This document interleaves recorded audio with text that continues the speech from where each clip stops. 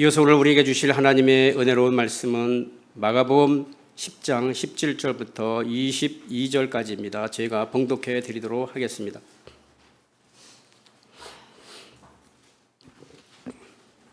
예수께서 길에 나가실새 한 사람이 달려와서 꿇어 앉아 묻자오되 선한 선생님이여 내가 무엇을 하여야 영생을 얻으리이까? 예수께서 이르시되 네가 어찌하여 나를 선하다 일컫느냐? 하나님 한 분 외에는 선한 이가 없느니라. 내가 계명을 안 하니 살인하지 말라, 간음하지 말라, 도둑질하지 말라, 거짓 증언하지 말라, 속여 빼앗지 말라, 네 부모를 공경하라 하였느니라. 그가 여짜오되 선생님이여 이것은 내가 어려서부터 다 지켰나이다. 예수께서 그를 보시고 사랑하사 이르시되 내게 아직도 한 가지 부족한 것이 있으니 가서 네게 있는 것을 다 팔아 가난한 자들에게 주라. 그리하면 하늘에서 보화가 네게 있으리라. 그리고 와서 나를 따르라 하시니 그 사람은 재물이 많은 고로 이 말씀으로 인하여 슬픈 기색을 띠고 근신하며 가니라. 아멘. 이제 우리 오영석 목사님 나오셔서 재물이 많은 자의 힙이라는 제목으로 이제 말씀 선포하실 때 그 은혜와 축복의 시간 되시기를 바랍니다.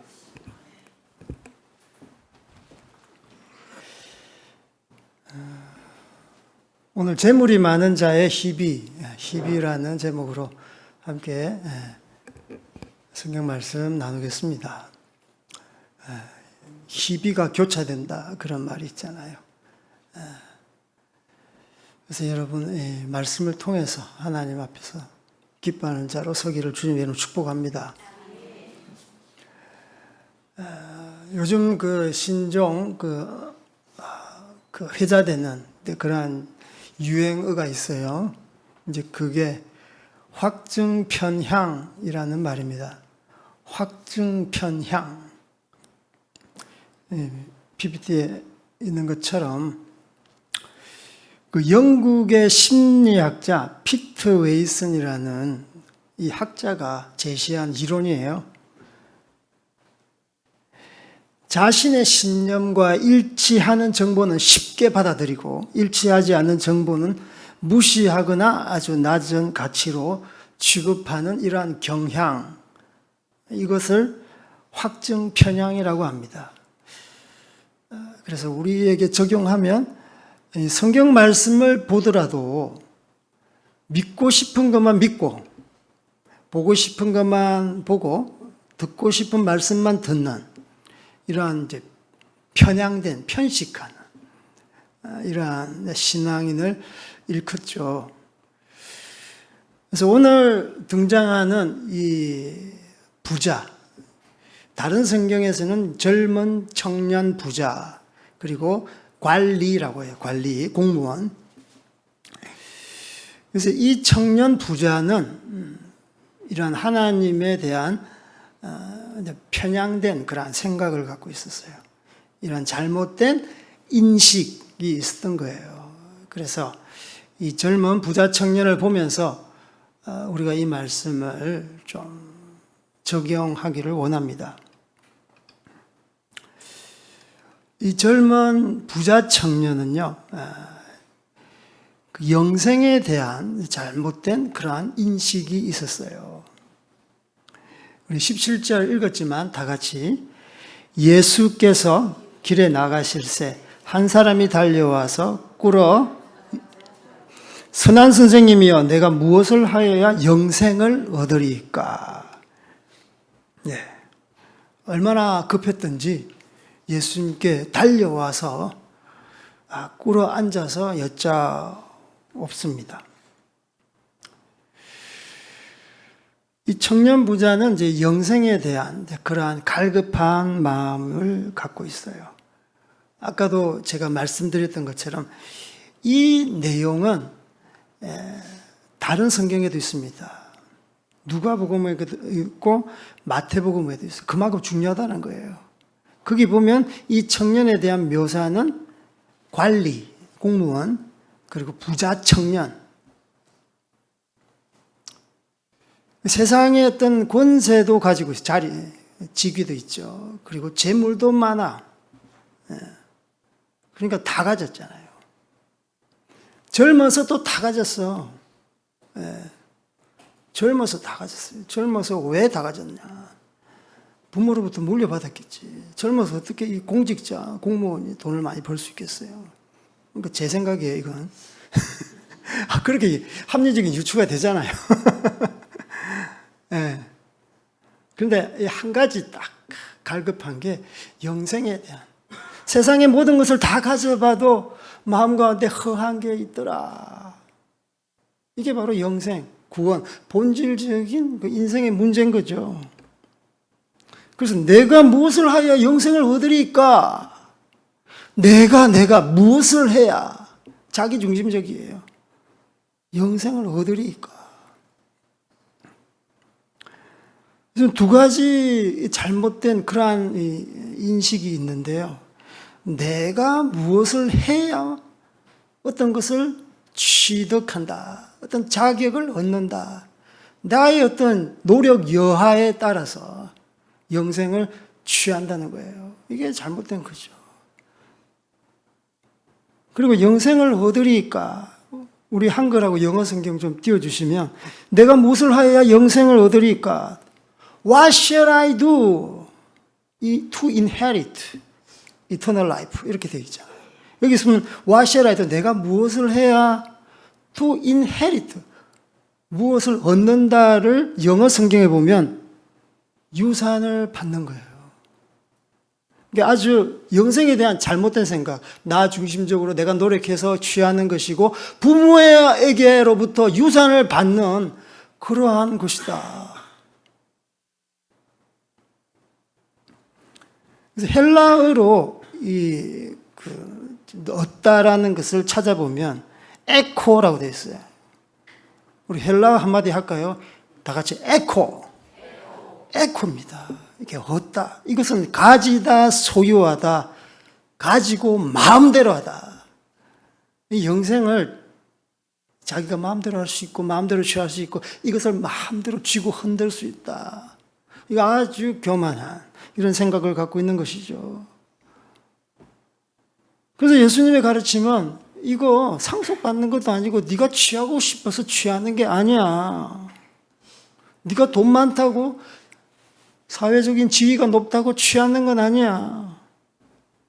그래서 우리가 잘 아는 말씀 요한복음 3장 16절 우리 다 같이 시작.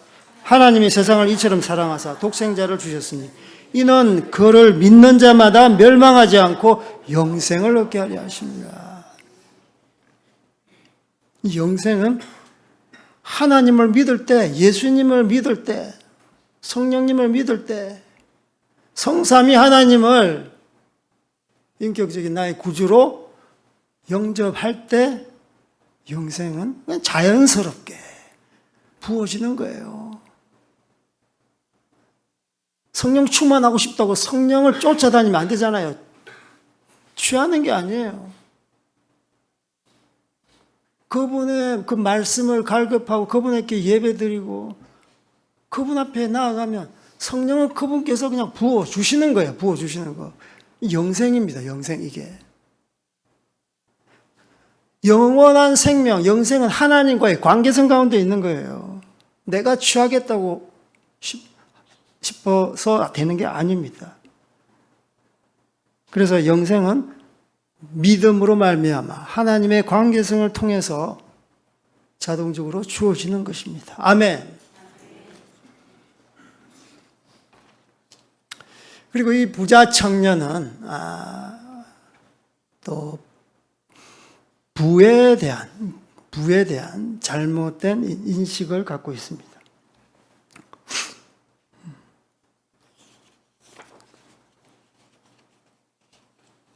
아닙니다. 세 번째고요. 이 두 번째, 선에 대해서 잘못된 인식을 갖고 있어요. 선, 착할 선자, 베풀 선자. 선. 그러니까 이 선의 기준이 도덕과 윤리에 이렇게 갇혀 있는 거예요. 영생은 도덕과 윤리로 인해서 갇혀 있지 않는 거예요. 18절에 보면 시작. 예수께서 이르시되 내가 어찌하여 나를 선하다 일컫느냐. 하나님 한 분 외에는 선한 이가 없느니라. 아멘. 이 청년이 예수님께 부를 때 어떻게 부릅니까? 선한 선생님이요. 예수님을 나의 주님이시여 이렇게 부르지 않았어요. 선한 선생님이요. 선한 랍비요. 랍비 중에서 좀 선하신 분, 존경하는 분 이렇게 불렀어요. 그래서 예수님에 대해서 정확한 인식을 하지 못하고 있죠. 그런데 이것을 교정하는 것이 아니라 예수님께서는 어찌 나를 선하다고 하느냐. 선한 분은 오직 한 분, 하나님 외에 없다라고 말씀하고 있습니다. 이 하나님은 예수님, 성령님, 삼위일체 하나님 다 포함되는 것이죠. 그래서 성경적으로 선에 대한 기준에 대해서 말씀하고 있는 겁니다. 네가 윤리적으로 도덕적으로 선하다, 착하다, 사람들이 존경하다고 해서 그 선은 하나님 기준에서 옳지 않는 선이야. 사람의 기준에서 말하는 선이라고 성경은 말씀하고 있는 겁니다. 하나님께서 이 세상 만물을 창조하실 때 보시기에 좋았더라 라고 말씀하고 있습니다. 무려 7회나 창조하실 때 보시기에 좋았더라, 보시기에 좋았더라, 보시기에 좋았더라 이렇게 이야기하는데 말씀하시는데 이 보시기에 좋았더라, 좋았더라 이 말은 토브예요. 이 토브라는 뜻은 선하다, 착하다라는 거예요. 선하다, 착하다. 하나님 보시기에 피조된 만물이 보시기에 좋은 거예요. 선한 거예요. 그리고 인간, 사람을 창조하시고 나서 심히 토부하더라. 심히 착하더라. 그래서 선의 기준은 하나님의 그 기준까지 가야 된다는 거예요. 사람의 기준, 뭐 뒤에 율법, 계명이 나오잖아요. 간음하지 말라, 살인하지 말라. 세상 사람들도 이것은 하면 안 돼라고 알고 있어요. 그죠? 법이 없어도 사람들은 살인하면 안 되지. 간음하면 안 되지. 알고 있습니다. 그런데 이것을 도덕 윤리적인 수준으로 취급해버리면 사람의 기준이에요. 하나님의 기준으로 성화시켜야 되는 거예요. 우리가 도덕 윤리이기 때문에 지키는 게 아니라 내가 이 땅 가운데서 좀 품위 있게 살아야 되기 때문에 지켜야 되는 것이 아니라 하나님 말씀이기 때문에 지키는 겁니다. 그게 바로 하나님의 선의 기준인 것이에요. 아멘? 하나님 말씀이기 때문에 여러분은 말씀대로 행하는 겁니다. 이 선에 대한 잘못된 인식 두 번째, 하나님을 기쁘시게 하는 거예요. 선을 통해서 하나님을 기쁘시게 하는 거예요. 사람의 기준이면 사람을 기쁘시게 하는 겁니다. 선이 하나님의 기준이면 우리의 착한 행실을 통해서 하나님의 말씀에 부합하는 착한 행실을 통해서 하나님을 높이고 하나님을 경배하는 것이죠. 하나님을 좋게 하는 거예요. 그래서 선의 기준이 사람의 기준이면 사람을 기쁘게 하는 거예요. 우리는 사람을 기쁘게 하는 건 관심이 없어. 첫째, 하나님을 기쁘시게 하는 거예요. 그래서 여러분의 착한 선행을 통해서 내가 세상적으로 어떤 존귀함을 받는다? 이건 부차적인 문제예요. 첫째, 하나님을 기쁘시게 그 기준이 하나님께 있을 때만 가능한 것이죠. 그래서 이 부자 청년의 잘못된 인식이 바로 선에 대한 오류가 있는 것입니다. 세 번째, 우리 19절, 20절 다 같이 시작.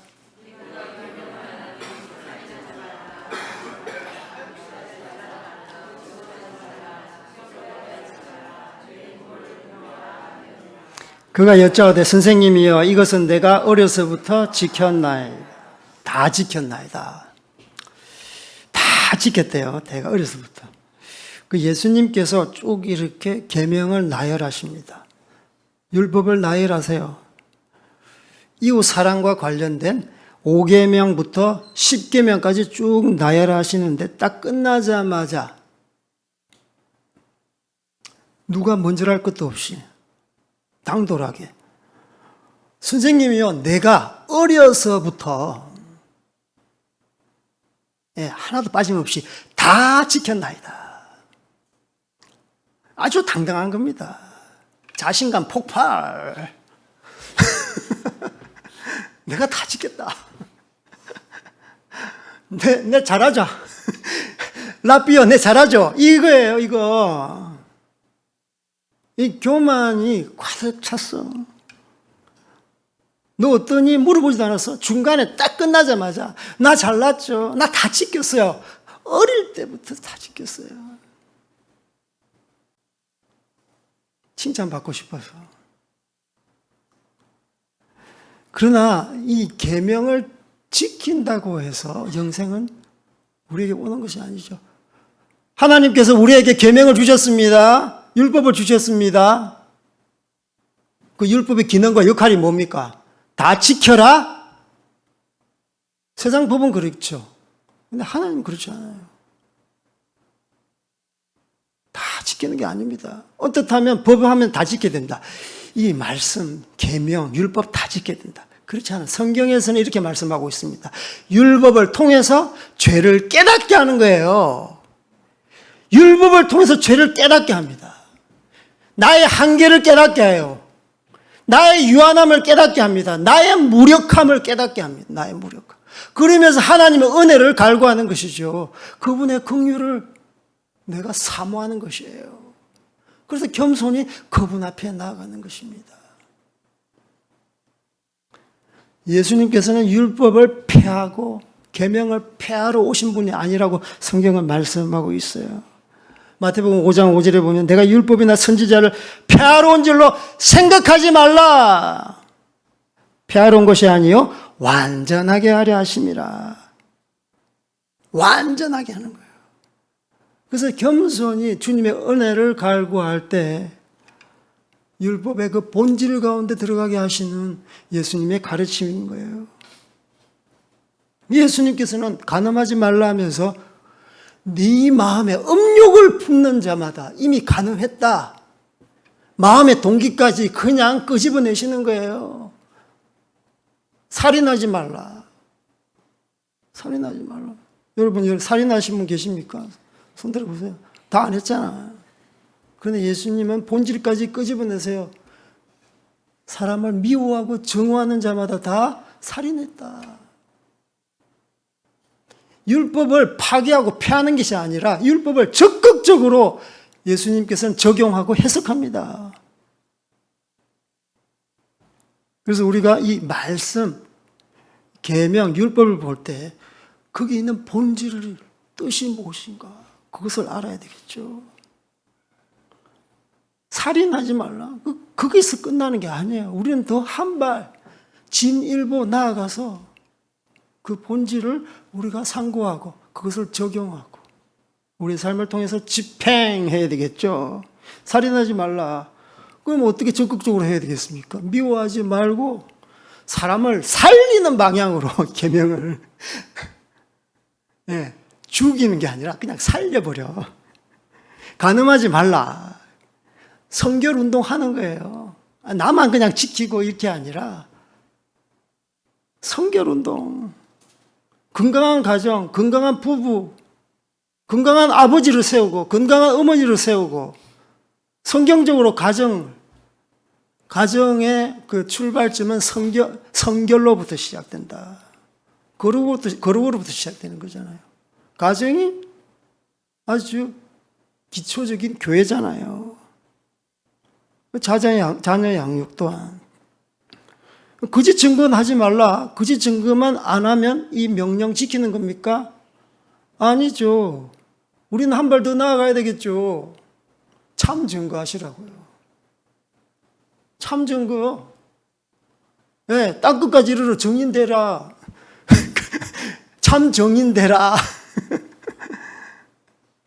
그렇지 않습니까? 부모 공경도 마찬가지예요. 부모 공경. 부모 공경하면 끝나냐? 부모를 존귀히 여기는 거예요. 귀히 여기는 거예요. 아니, 부모가 빼빠지게 일해서 키워주고 공부시켜주고 장가 시집 보내줬더니 불효하면 되겠어요? 공경해야지.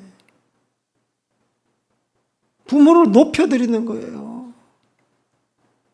시간을 들이고 물질을 들여서 부모를 공경해야죠. 입으로 하면 안 되죠. 예수님은 이거 아주 중요하게 다루십니다. 고르반이라고 해가지고 나 부모 공경 다 했다. 하나님께 예물 바쳤다. 나는 부모에게 한 거랑 진배 없습니다. 부모 공경 한 거예요. 그게 부모 공경 한 겁니까? 부모한테 11조 드립니까? 다 깨놓고 이야기해서. 뭐 그런 성경은 없지만 부모한테 뭐 용돈 드린다. 이것도 사실 아주 천박한 말이에요. 부모에게 돈을 바쳐야지. 무조건 바쳐야지. 시간을 바쳐야지. 부모에게 어깨 주물러 드려야지. 야야야야. 심부름센터 우리 부모한테 가서 어깨 좀 주물러 드려. 아닙니다. 부모 공경은 자기가 해야 돼요. 자기가 부자든 재벌이든 부모는 자기 손으로 자기가 시간 내서 자기가 물질을 들여서 해야 되지 않겠습니까? 네, 이러한 모든 계명을 우리가 적극적으로 해석하는 겁니다. 이게 바로 이 계명을 완성하는 거예요. 완성. 그래서 지키는 수준을 뛰어넘으라.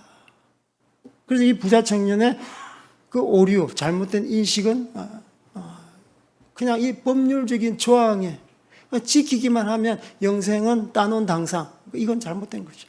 이건 잘못된 거죠. 그 본질적인 것으로 나아가는 겁니다. 그래서 어떻게 보면 율법주의보다 더 예수님은 우리에게 요구하시는 게 많아요. 그래서 우리는 율법 앞에 다 지킬 수 없습니다. 주님의 긍휼과 은혜를 구합니다. 말씀 하나하나 하나님 이 받들겠습니다. 이렇게 겸손해야지. 교만하게 나 어렸을 때부터 다 지켰어요. 다 나 잘났죠. 그렇게 하면 안 된다는 거예요.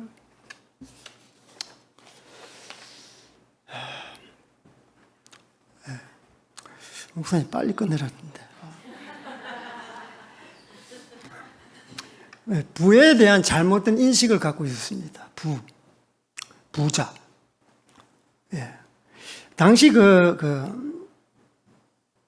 유대적인 문화에 의하면 유대인들은 물질적인 부가 하나님의 축복이라고 생각했어요. 반대로 가난은 악에 대한 그 대가, 저주라고 생각하고 그러한 인식을 갖고 있었어요. 그래서 하나님 축복 주시면 그 축복은 결국은 영생과 직결이 되는 것이죠. 그런데 예수님께서는 그 부에 대해서 물론 축복이지만 그 부를 물질을 사랑하는 것에는 아주 잘못됐다라고 말하는 것이죠. 돈을 귀중하게 여겨야 되지만 물질을 나보다 사랑하는 것은 우상이잖아요. 우리 21절, 22절을 다 같이 한번 읽어볼게요. 시작. 예수께서 그를 보시고 사랑하사 이르시되 내게 아직도 한 가지 부족한 것이 있으니 가서 내게 있는 것을 다 팔아 가난한 자에게 주라. 그리하면 하늘에서 보좌가 내게 있으리라. 그리고 와서 나를 따르라 하시니 그 사람은 재물이 많은 거로 이 사람 말씀으로 인하여 슬픈 기색을 띠고 근심하며 가니라. 아멘. 예수님께서는 너 한 가지 부족한 것 있어. 너 재물 다 팔아서 가난한 자에게 주라. 하나님 말씀이 이 레마의 말씀으로 강력하게 임하면 사도행전적 역사, 성령 충만한 역사 일어납니다. 그게 바로 자기 것을 자기 것으로 주장하지 않는 그러한 현상이에요. 그래서 성령이 임할 때 사도행전은 핍절한 자가 없는 거예요. 가난한 자가 없는 겁니다. 자기 것을 자기 것이라고 여기지 않고 다 이렇게 나누어 주는 역사가 있는 겁니다. 그래서 예수님이 딱 이 젊은 청년을 볼 때 돈을 너무 사랑해요. 우리 여러분 모두에게 적용될 수도 있겠지만 적용 안 될 수도 있어요. 너무 겁먹지 마세요. 돈을 사랑하는 게 문제예요. 돈을 하나님보다 더 귀히 여기는 게 문제라고요. 그래서 예수님께서는 딱 마음을 보시잖아요. 다 팔아서 가난한 자에게 주라. 성령이 임하면 이렇게 된다. 말씀이 임하면 이렇게 된다. 이게 바로 너에게 레마의 말씀이다. 그러나 이 말씀을 받지 않습니다. 이 말씀을 받지 않아요. 그래서 슬픈 기색을 띠고 근심하며 자기 길로 가는 겁니다. 이것이 비단 지금 청년 부자에게만 국한된 게 아니고 지금 세태를 보면 그렇지 않습니까? 젊은이들은 진짜 돈독에 올란 것 같아. 경제적 자유를 부르짖으면서 영끌 비투 들어보셨습니까? 예, 가용할 수 있는 모든 돈을 끌어들이는 거예요. 영끌 끌어들이는 거예요. 비투 빚내서 투자하는 거예요. 빨리 부자 되려고. 그러면서 지금 막 이자율을 높여가지고 얼마나 고생 많습니까? 그러니까 돈을 너무너무 사랑해요. 이 시대에 우리에게 주시는 말씀이 아닐까요? 돈 사랑하지 마라. 하나님 사랑해야지. 돈 많이 벌어서 너 경제적인 자유를 얻어서 영생 얻을 수 있다고? 그건 잘못된 거야.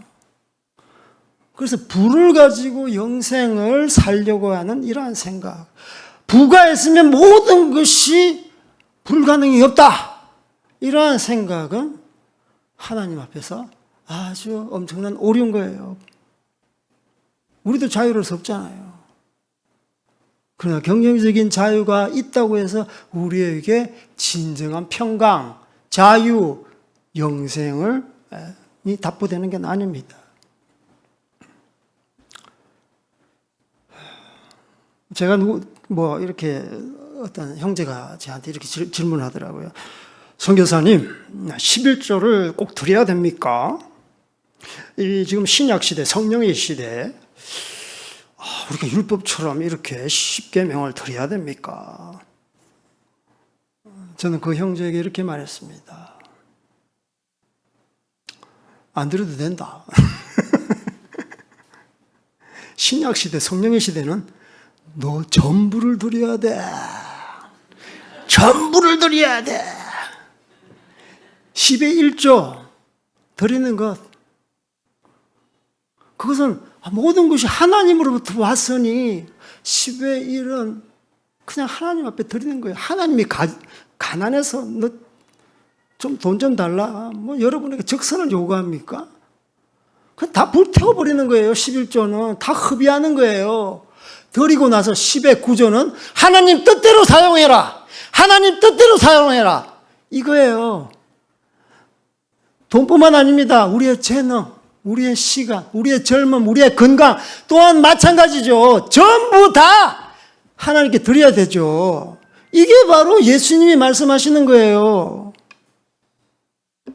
왜 그 청년이 많이 깨달은 바가 있나 봐요. 많이 웃으시더라고요. 이 젊은 청년처럼 근심하지 않더라고요. 아, 그렇구나. 그래 다 드려서 이제 선교사로 헌신해 버렸어. 내가 너무 심하게 했나?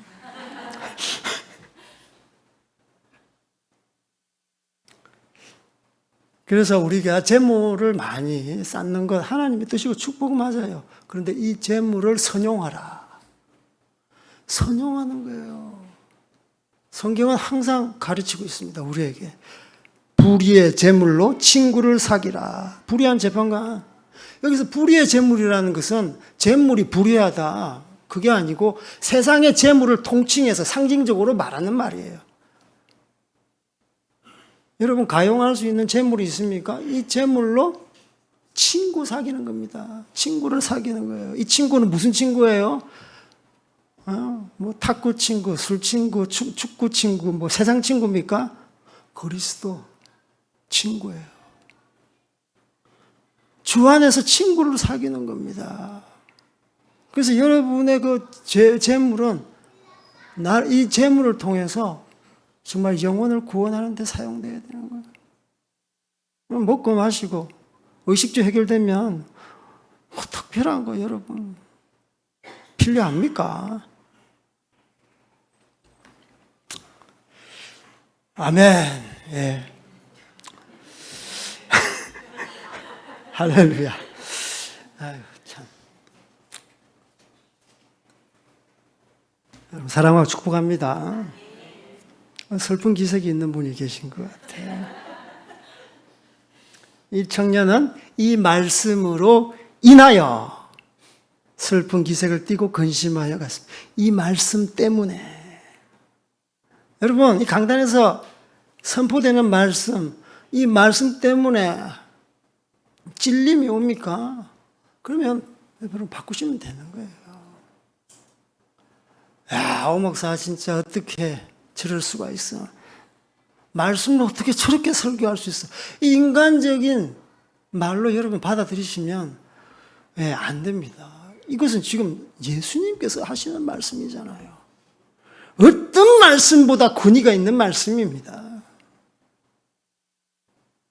그래서 여러분, 이 말씀이 여러분 마음에 탁 부딪히면 여러분이 깨지고 말씀대로 서셔야 돼요. 말씀에 부딪혀버리면 여러분 그냥 세상으로 돌아갈 수밖에 없죠. 하나님은 여러분을 가난이나 이러한 저주 가운데로 몰아가시는 분이 아닙니다. 네 거 다 팔아라. 가난의 나락으로 떨어져라. 이게 아닙니다. 하나님은 모든 것을 가지고 계신 분이세요. 여러분에게 다 주고 싶어 해요. 여러분이 빼앗아서 뭐 하게. 테스트 한다니까. 테스트 이렇게. 이 테스트에 걸려 넘어지면 안 된다고요, 여러분.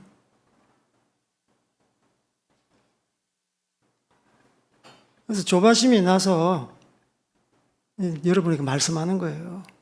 슬픈 기색 짓지 마세요. 여러분 축복하기 위한 겁니다. 하나님은 모든 부를 다 가지고 있으세요. 주시고자 하고 주시고 싶어서 하나님은 안달이 나시고 있어요. 한여름에 조그만 꼬마가 쭈쭈바를 빨고 있어요. 지금 3개째 빨고 있어요. 코를 질질 흘리고 근데 얼굴은 너무 행복해. 너무 맛있으니까. 그런데 아버지가 야 이렇게 더운 날 코 질질 흘리고 그 빙과류를 쭈쭈바를 몸에도 안 좋은데 불량식품을 그렇게 빨면 어떡하냐. 그래서 확 빼앗았어요. 이거 이렇게 먹으면 안 된다. 그러면서 얼굴 다 씻기고 집에 가서는 어떻게 에어컨 빵빵하게 틀어주고 야 베스킨 라빈스 31 먹어.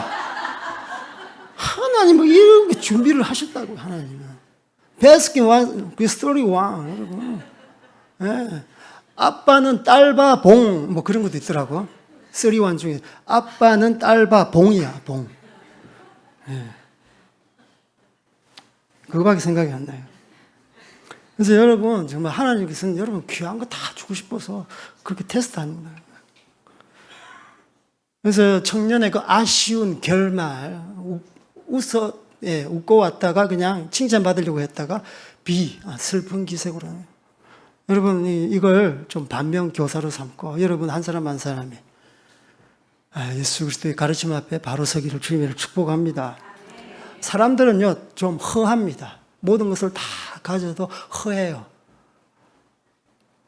그래서 영생을 찾는 겁니다. 평안을 찾는 겁니다. 거기는 만족함이 없습니다. 여러분 하나님 말씀 속에 들어오셔야 돼요. 율법의 본질 속으로 들어와야 돼요. 그 탈기식으로 하지 마세요. 이거 66권 다 주셨어요. 말씀 뽑기처럼 이것은 나의 말씀. 이거 하지 마십시오.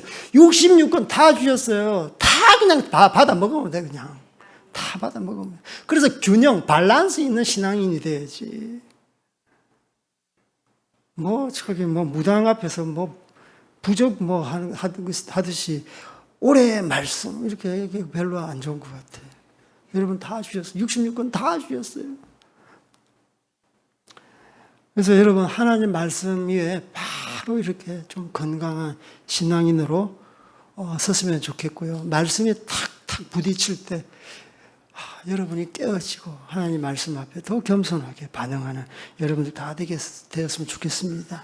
참 영생, 참 만족, 참 만족은 하나님으로부터 나오는 것입니다. 아멘.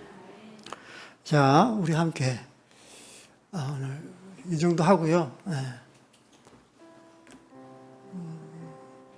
우리 기도하겠습니다. 주님, 하나님 말씀 앞에 바로 서게 하여 주십시오. 세상 부귀, 영화, 재물, 권세, 종교적인 검역, 도덕적인 선행은 우리를 채울 수 없습니다. 당신의 말씀, 일레마의 말씀, 율법의 본질 가운데 들어가게 하여 주십시오. 우리가 당신 말씀 앞에 겸손하게 반응하기를 원합니다. 주님, 나를 개조시켜 주십시오. 말씀으로 나를 건강한 당신의 자녀로 개조시켜 주십시오. 회복시켜 주십시오. 우리 함께 주님 한번 부르짖고 기도합시다. 하나님 아버지 감사합니다. 저희들 정말 주님 말씀, 또 귀한 말씀 이렇게 받게 해주신 것 감사합니다. 우리가 이 말씀을 통해서 우리가 더욱더 회복되기를 원합니다. 아버지여, 우리가 신앙적으로 확정 편향된 모든 것들, 아버지여, 당신의 그 율법의 본질, 말씀의 본질을 우리가 알므로 우리의 삶을 바로 세워나가게 하소서. 우리의 가정을 바로 세워나가게 하소서. 우리의 가치관, 세계관을 바로 세워나가게 하소서. 우리의 자녀를 바로 세워나가게 하여 주시옵소서. 그래서 정말 우리가 하나님의 그 영생 가운데 서는 저희들 다 되게 하여 주시옵소서. 그래서 이 말씀을 통해서 우리가 기뻐하고 즐거워하는 저희들 다 되게 하여 주시옵소서. 이 시간 주님 앞에 받은 물질, 받은 복, 아버지 헌금으로 드립니다. 우리의 마음을 활짝 열어 주님 앞에 온전히 드리는 저희들 다 되게 하소서. 이 모든 말씀 예수 그리스도 이름 받들어 기도 올리옵나이다. 아멘.